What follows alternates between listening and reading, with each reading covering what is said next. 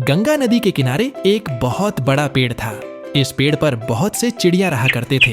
एक दिन एक बूढ़ा गिद्ध वहां आया और पक्षियों से बोला कि क्या वह इस पेड़ के खोल में रह सकता है। सभी पक्षियों ने बूढ़े गिद्ध की उम्र को देखते हुए उसे वहां रहने की इजाजत दे दी। वे अपने हिस्से के भोजन में से भी कुछ भोजन उसे खाने को दे देते। बूढ़े गिद्ध को बहुत अच्छा लगता था। वह मन ही मन सोचता, ये चिड़िया कितने दयालु हैं।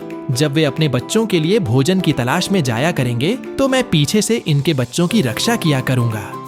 उस दिन के बाद से गिद्ध ने उनके बच्चों की रक्षा करनी शुरू कर दी। सभी मिलकर हंसी खुशी रहने लगे।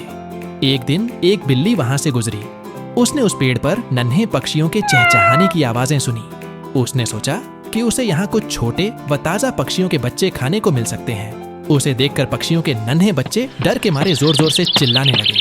अरे कौन है जो इन छोटे बच्चों को तंग कर रहा है? बिल्ली ने सोचा कि यहाँ थोड़ी समझदारी से काम लेना पड़ेगा। वह बोली, सुप्रभात श्रीमान, मैं बिल्ली हूँ। बूढ़ा गिद्ध बोला, वो जो भी हो तुम यहाँ से चली जाओ वरना मैं तुम्हें खा जाऊंगा।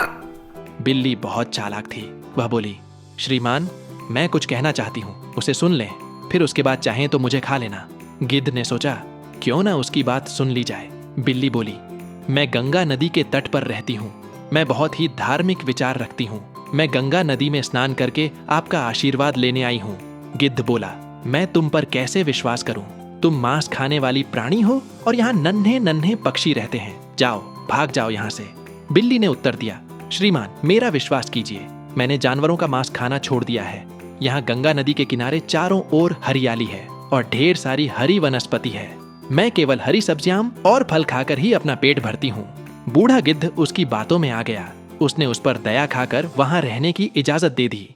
कुछ दिन तो सब कुछ सही सलामत चलता रहा, किंतु बिल्ली अपने ऊपर काबू नहीं रख सकी। अतः उसने प्रतिदिन एक के बाद एक करके नन्हे पक्षियों को खाना शुरू कर दिया। बूढ़े गिद्ध को इसका पता नहीं चला। बहुत जल्दी पक्षियों ने देखा कि उनके नन्हे बच्चों की संख्या कम होती जा रही है। उन्हें चिंता सताने लगी तथा वे उन्हें यहाँ वहां ढूंढने लगे। चालाक बिल्ली ने इस स्थिति को भांप लिया और सोचा कि अब वह पकड़ी जा सकती है। अतः वह वहां से भाग निकली। अपने बच्चों को ढूंढते हुए जब पक्षी बूढ़े गिद्ध के खोल के पास पहुंचे तो उन्होंने वहां अपने बच्चों की हड्डियां पड़ी हुई देखी। उन्होंने सोचा, इस बूढ़े गिद्ध ने ही हमारे बच्चों को मारा है। अतः वे गुस्से से भर गए और उन सब ने मिलकर बूढ़े गिद्ध को मार डाला। बेचारे मासूम गिद्ध को अनजान बिल्ली पर विश्वास करके अपने प्राणों से हाथ धोना पड़ा। शिक्षा, कभी किसी अनजान पर भरोसा मत करो।